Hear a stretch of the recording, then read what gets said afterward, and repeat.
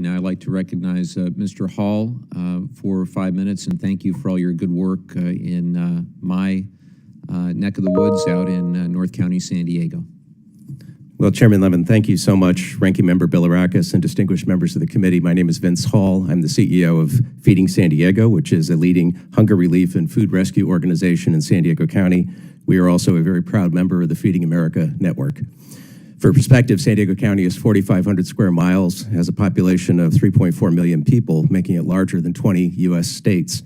It has one of the largest concentrations of veterans and military personnel in the world. Our Navy, Marine, Coast Guard bases, and National Guard armories are a critical part of this nation's national defense infrastructure. Our county is home to 143,000 active duty military, 260,000 military dependents, 243,000 veterans, and 583,000 family members of veterans. Over 1.2 million San Diegans, 37% of our population, have direct ties to the military. It is a proud heritage, but it comes with solemn responsibilities. Greatest among these responsibilities is to ensure that our veteran and military families have a dignified quality of life that honors their sacrifices. But all too often, despite the efforts of our government, it falls to organizations like Feeding San Diego and Feeding America to close this significant gap between what our heroes have and what they need to provide for their families. I am proud of my organization, but I take no pride in the fact that our country stations people in San Diego without paying them enough to live in San Diego.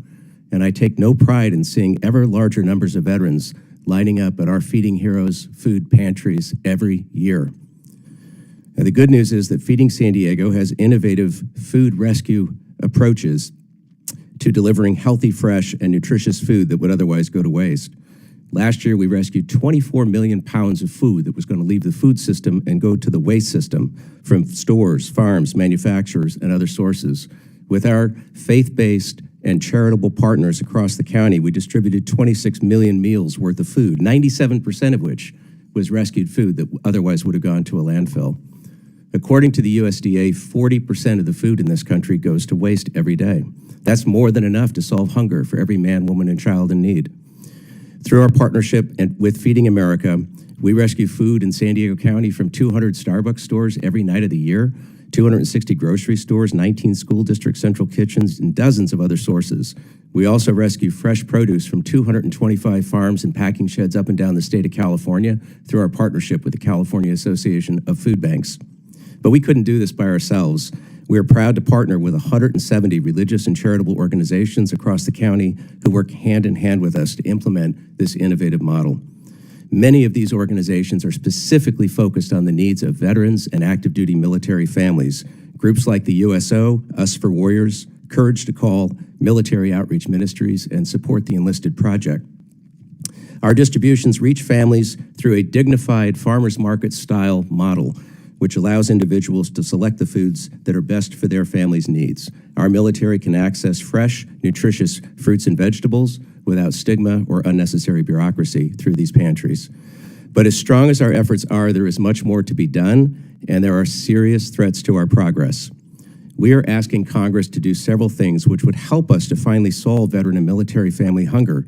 Foremost among these is to oppose cuts to the SNAP program, which threaten millions of Americans, including many of the veteran and active duty military families that we serve. Feeding America is 200 food banks strong, but for every one meal that is provided by our entire network, the SNAP program provides 9 meals. So even a relatively small cut to the SNAP program threatens to create a staggering increase in demand at America's food banks, a demand that we simply cannot meet. I also encourage Congress to include needed improvements in child nutrition reauthorization, which will help to increase food access for the children of military and veteran families. I want to end my testimony by sharing Desiree's story. Desiree participates in our Feeding Heroes program. Her husband is a communications officer in the Navy who makes just over $34,000 per year. She has 4 kids, and her husband has been deployed now for nearly 8 months.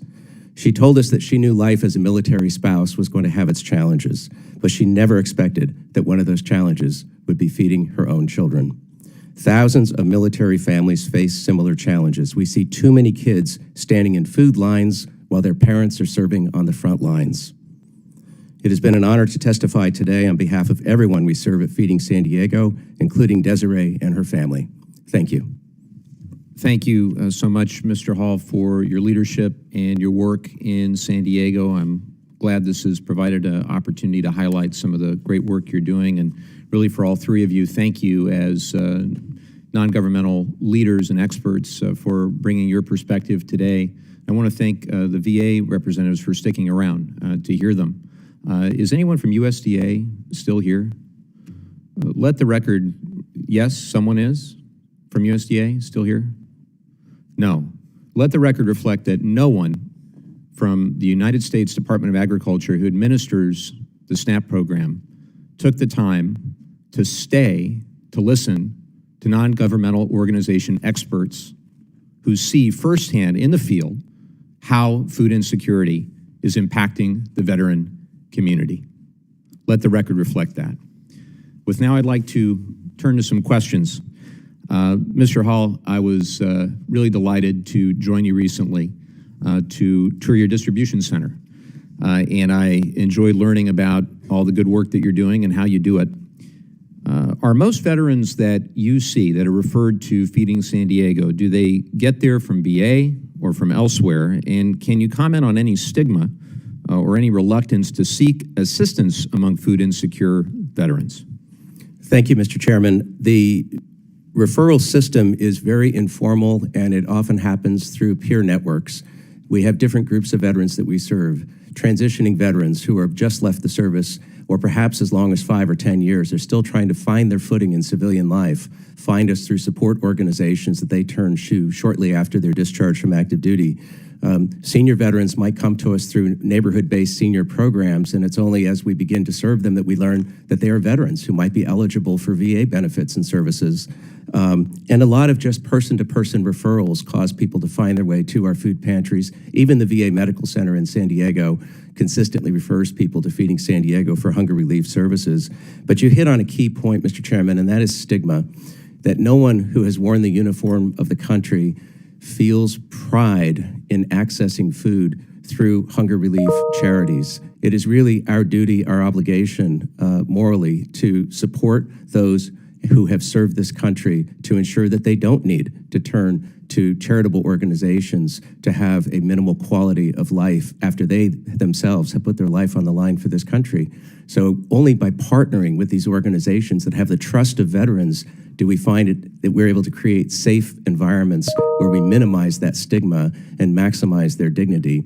But it is still always an ever-present challenge. Thank you for that.